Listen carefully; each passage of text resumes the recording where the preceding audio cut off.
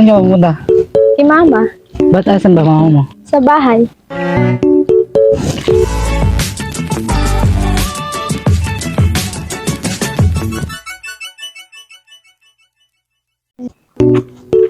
Isa ka. Ayos lang. Ikaw, Okay lang. saan ka pa galing? Bahay. Ayun na pa kita hinahanap eh. Natulog sa bahay. Ikaw, saan ka galing? Wala, lalakad lang. Saan ka pupunta? Si Mama, Ba't asan ba mama mo? sa bahay. Ba't anong gagawin doon? May bibigay lang ako. Marunong ka ba kumanta? Medyo. Pwede mo ba akong sabayan? Pwede naman. Sige. Pangarap ko ang ibigin ka.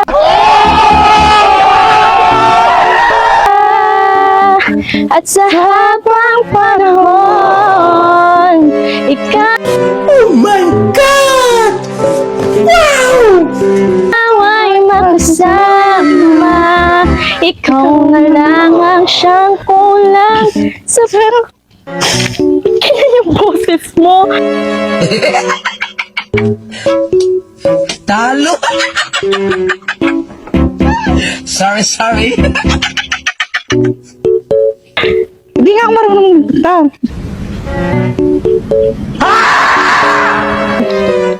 Sabi mo marunong ka. Hindi naman masyado. May tanong pala ako sa'yo. Ba't ganyan ka?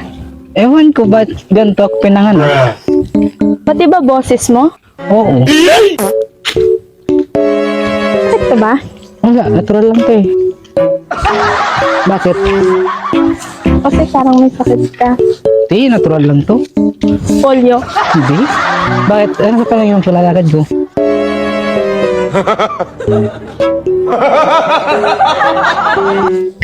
Pa?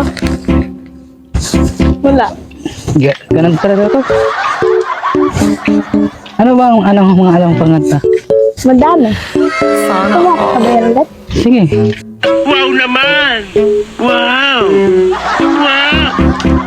At ang hirap magpapanggap ako